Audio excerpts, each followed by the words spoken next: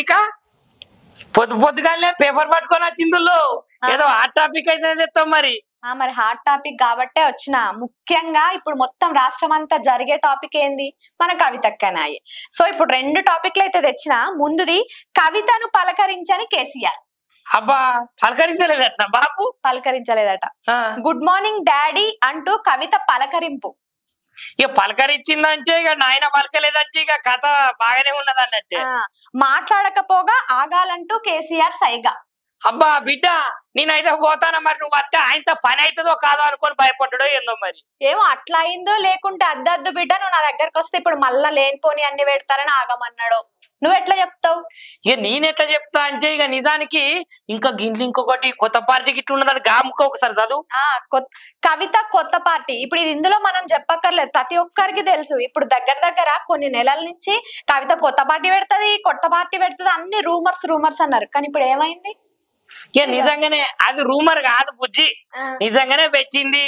ఆ పార్టీ పేరు కూడా తెలంగాణ జాగృతి పార్టీ అట. ఇక నిజానికి కొత్త పార్టీ పెట్టిందంటే అటు తండ్రికి ఇటు అన్నకు ఎన్నులకెళ్ళి పోటు ఓడిచింది అన్నట్టే కదా. ఎందుకు ఎన్నుపోటు అంటే తనకు తాను ఎదగద్దా? ఎన్నుపోటుని ఎట్లా అంటావు నువ్వు? అరే ఇది ఎన్నుపోటు కాకపోతే ఏందుల్లా నాకు అర్థం కాదు. ఇగో బిఆర్ఎస్ పార్టీ టిఆర్ఎస్ పార్టీ అట్లా ఇట్లా అది ఇది నేను తెలంగాణ జనజాగృతి సమితికి అట్లా చేస్తా ఇట్లా చేస్తా అని బతుకమ్మ ఉయ్యాలో అనుకుంటా బతుకమ్మ పాటలు పాడే తెలంగాణ జాగృతికి ఆదర్శంగా నిలిచింది. కాకపోతే ఇప్పుడు దాని మిన్నే గా పేరు మిన్నే తెలంగాణ జాగృతి పార్టీ అని పెట్టింది. ఈ ముచ్చట మీకు ఎరకలేదా? ఉల్లా జాయినింగ్లు కూడా అవుతున్నాయట. అవుతున్నాయి. మనం పోవా? ఎనుకో ముందో అందరం పోవాల్సిందే గాని ఇగో జాయినింగ్లు అయ్యే వీడియోని ఒక్కసారి చూడు.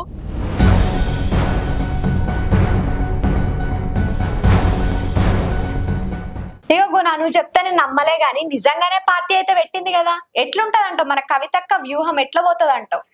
ఇక అస్సలు ముచ్చట కుండలు బద్దలు కొట్టినట్టు చెప్తానా ఇనురి. ఇక నిజానికి అక్క పార్టీ పెట్టింది. ఇక దాంట్లోకైతే యువకులు మహిళలు పోతున్నారు, కండవాళ్ళు కప్పుకుంటున్నారు. ఇక కప్పుకున్న తర్వాత వాళ్ళ భవిష్యత్తు ఎట్లుంటుందో వాళ్ళైతే ఆలోచిస్తలేరు. ఇక కొత్త బిచ్చగాడు పొద్దారు కదా అన్నట్టు ఈమెనైతే పార్టీ పెట్టింది కదా. మరి ఆ పార్టీ నిలుస్తుందా నిలవలేదా అనేదే కదా నీ ముచ్చట. ఇక నిజానికి తెలంగాణ రాష్ట్రంలో అందరు అనుకున్నట్టే కవితక్కనైతే కొత్త పార్టీ అయితే పెట్టిందిలా. ఇక మరి ఆ పార్టీకి సపోర్టింగ్ ఇచ్చేటోళ్ళు ఎవరెవరు అనుకుంటారు? గాల్లే అటు కేసీఆర్ సార్ పార్టీ పెడితే కేసీఆర్ సార్ పార్టీలు ఉండుకుంటేనే కవితక్కకైతే సపోర్టింగ్ చేస్తారట. ఇక నిజానికి కేసీఆర్ పార్టీలో ఉంటారా వాళ్ళు, మరి కవితక్కకు సపోర్టింగ్ చేస్తారా అనేది మనం చూడాలి. ఇంకొక మలక మనం పోతే ఇక వీళ్ళ దాంట్లో వీళ్ళకే పడతలేదట. నిజానికి ఇప్పుడు కుటుంబంలో నువ్వు ఉన్నావు, మీ నాయనకు నువ్వు మీ అన్న. ఇక మరి నీకెంత షేరింగ్ రావాలో మీ అన్నకు కూడా అంతే షేరింగ్ రావాలి కదా.